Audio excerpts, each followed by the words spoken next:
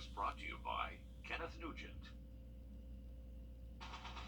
From the station that's on your side, this is News 12 at 6 o'clock.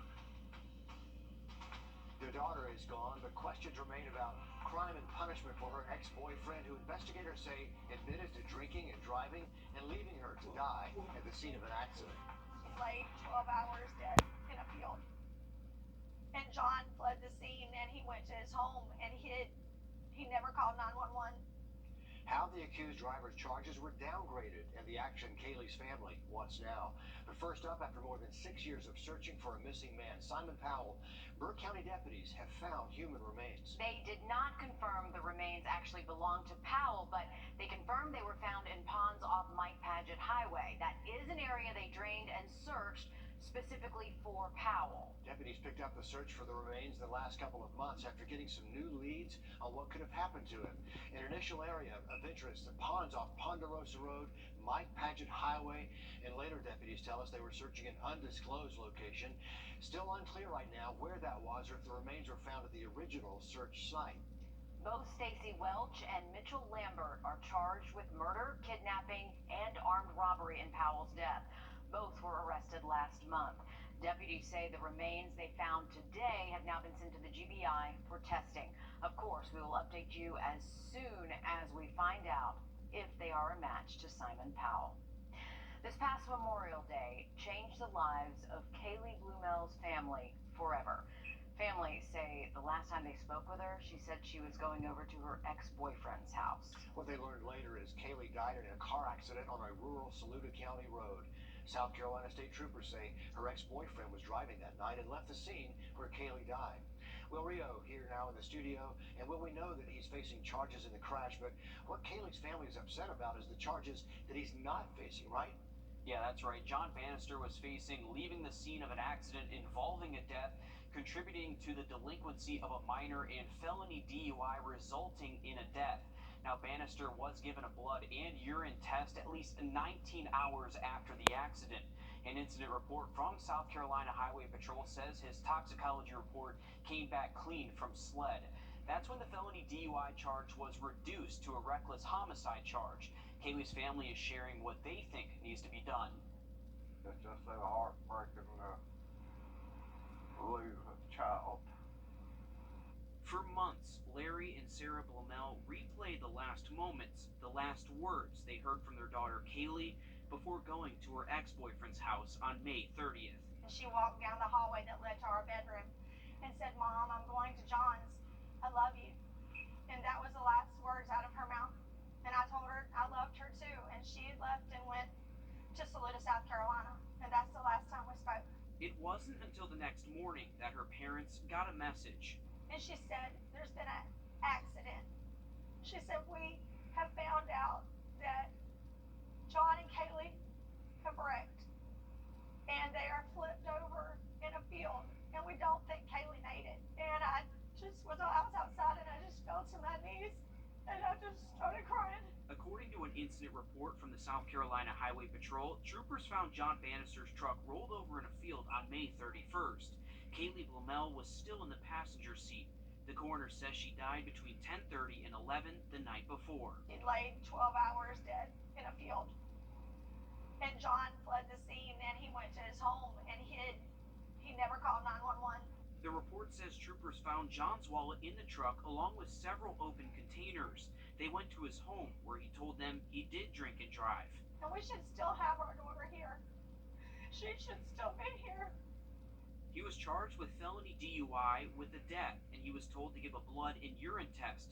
But that test, according to the report, was given at least 19 hours after the crash. SLED's toxicology report came back clean. I mean, who would be drunk after that time limit's gone? The felony DUI with the death charge was immediately reduced to a reckless homicide charge. Kaylee's parents say this is not enough for the loss of their child. I'm not going to be silenced. I will speak up and I will cry and I will do whatever I want to seek justice for my daughter. She deserves every bit of justice that she can get.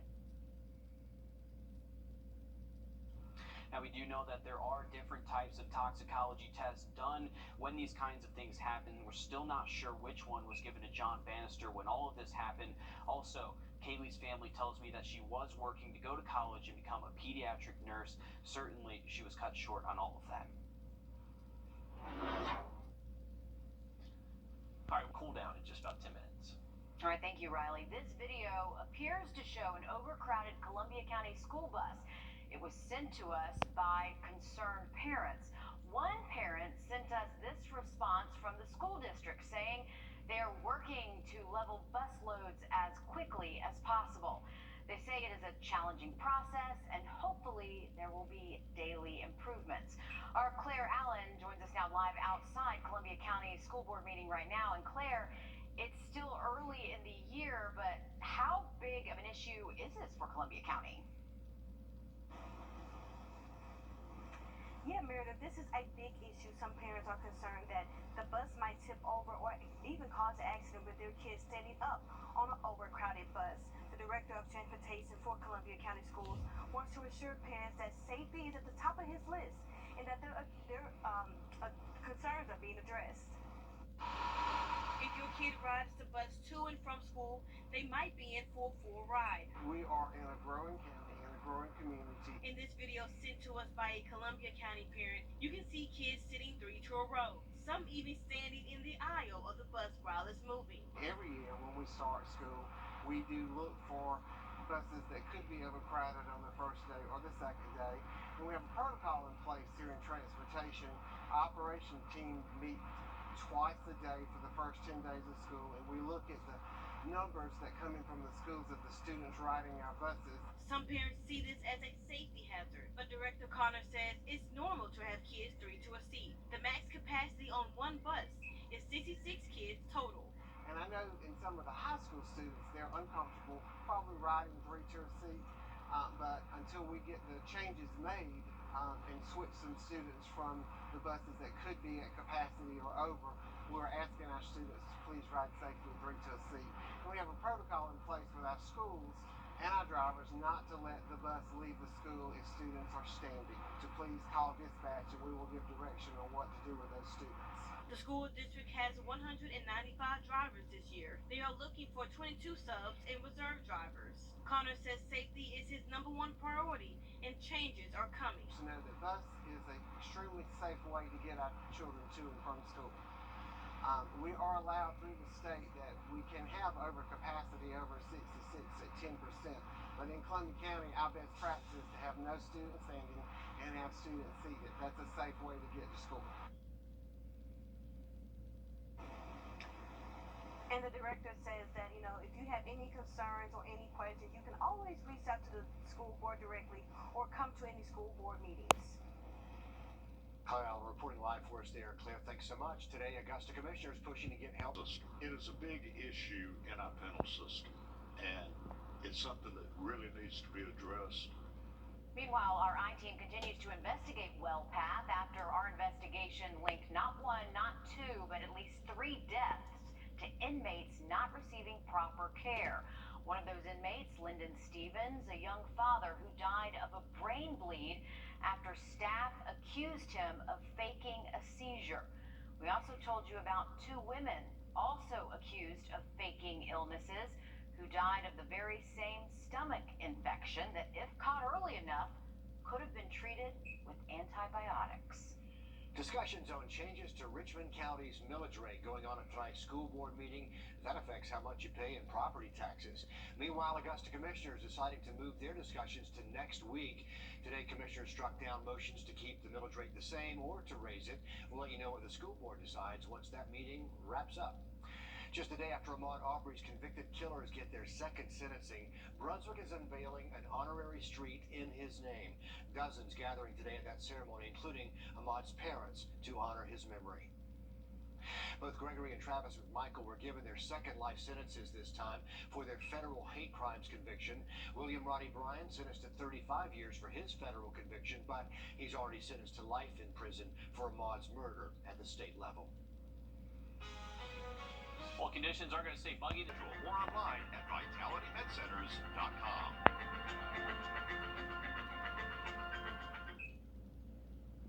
Happening right now, Columbia County hiring for more than 50 positions at a job fair over at the Columbia County Exhibition Center. And you still have time to make it out, but not that much time. It ends tonight at 7 o'clock.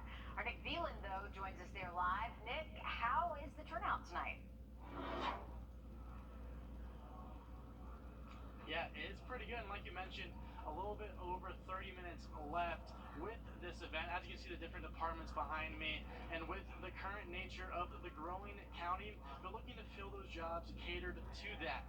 And with more new neighborhoods in the county, come more jobs.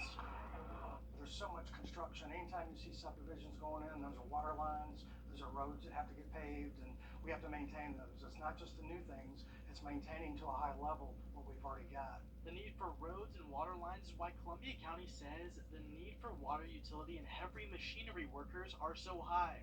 They need around 45 jobs to be filled. The sheriff's office hires separately, but they've also got more than just one position to fill. Today we're looking to hire possibly some good candidates for either patrol deputies or deputy jailers or 911 dispatchers. So we're looking for some good candidates today. It's something that they're looking quickly to act on. We are definitely in need. With this need, workers are in high demand, which is why Columbia County says they added benefits on top of health insurance. We also do some different things like the education tuition reimbursement. We pay up to $5,250 a year, a calendar year for tuition. We have an on-site medical clinic for our employees.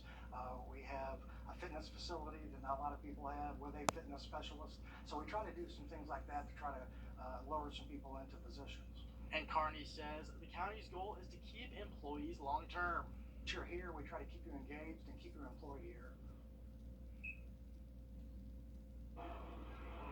And behind me, people are still circling through, but now the event starts to wind down. Nick, thanks very much. I know a lot of people want to connect with those jobs. So if you missed today's hiring fair, you can pull out your phone right now and scan this QR code. That will take you directly to our website for information on those open positions, plus information on upcoming hiring fairs nearby. Again, just take out the phone and scan that QR code on your screen. The Hub for Community Innovation hopes to be a central place for learning, food resources, and healthcare for the Laney Walker and Harrisburg neighborhood. I know a lot of people want to connect with those jobs. So if you missed today's hiring fair, you can pull out your phone right now and scan this QR code. That will take you directly to our website for information on those open positions, plus information on upcoming hiring fairs nearby. Again, just take out the phone and scan that QR code on your screen. The Hub for Community Innovation hopes to be a central place for learning, food resources, and healthcare for the Laney Walker and Harrisburg neighborhoods. Their newest addition, a free little library for young kids. Our Sydney Hood shows us how it could make a big difference for the next generation. There is a new place in town to pick up a book. Folks will be able to take a book to read, all for free. They'll be able to leave a book if they're done reading it. Open the door to this wooden box, and soon you will find an adventure inside. When you have that book in hand, it's that you can have multiple experiences. This is just one of the little libraries popping up in the Harrisburg and Laney Walker neighborhoods. So having this book lending library here is just huge because we know how important book access is to learners of all ages, to readers of all ages. For Betsy Van Dusen, this is more than just a library. So when you can actually put these in the hands of children and they can take them home and it becomes like a friend that they can keep going back to, not only is it something that's enjoyable for them, but they're actually practicing their literacy skills. Van Dusen says by installing these colorful little libraries, she hopes people of all ages will stop by to dive into a book. Wherever these houses and libraries go, they take with them these opportunities of reading about new things. And so it doesn't matter what community we're in. In Augusta, Sydney Hood, on your side. All right, thank you for that, Sydney. We are looking at a much nicer weekend, folks. Both Saturday and Sunday, less humid feeling air and high temperatures below 90. I'm looking at Sunday again just after the break.